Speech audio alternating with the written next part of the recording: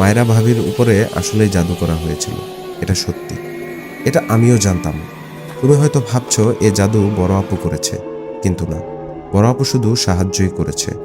তুমি এখন ভাববে তাহলে মা এই জাদু করিয়েছে, সেটাও ভুল। এই জাদু করিয়েছেন স্বয়ং আমাদের বাবা। বাবা সবসময় তোমাকে সাপোর্ট করতো ঠিকই, কিন্তু তিনি ভেতর থেকে মায়রা ভাবির প্রতি প্রচণ্ড নারাজ ছিলেন। তোমাদের সন্তান হওয়ার সংবাদ পেয়ে তিনি হিংস্র হয়ে ওঠেন। বড় বোনের সাহায্যে তিনি এই কাজ করান।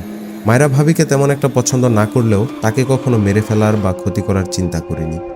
আমার বোন কথাগুলো বলতেছিল, আর আমি যেন মাটির ভেতরে ঢুকে যাচ্ছিলাম।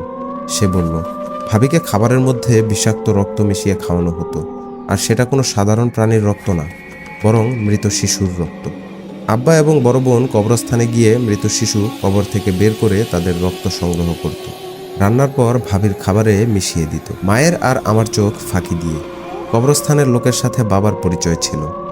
নতুন কোনো শিশু মারা গেলেই সে ফোন করে বাবাকে সব জানিয়ে দিত, আর তারা রাতের অন্ধকারে কবরস্থানে গিয়ে চুপচাপ সেই শিশুর কাছ থেকে রক্ত নিয়ে আসতো।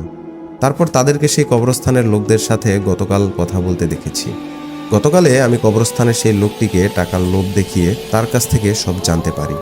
বিশ্বাস করো ভাই, আমি যদি আগে জানতে পারতাম কিছুতেই এসব হতে দিতাম না। আমাকে ক্ষমা করে দিও।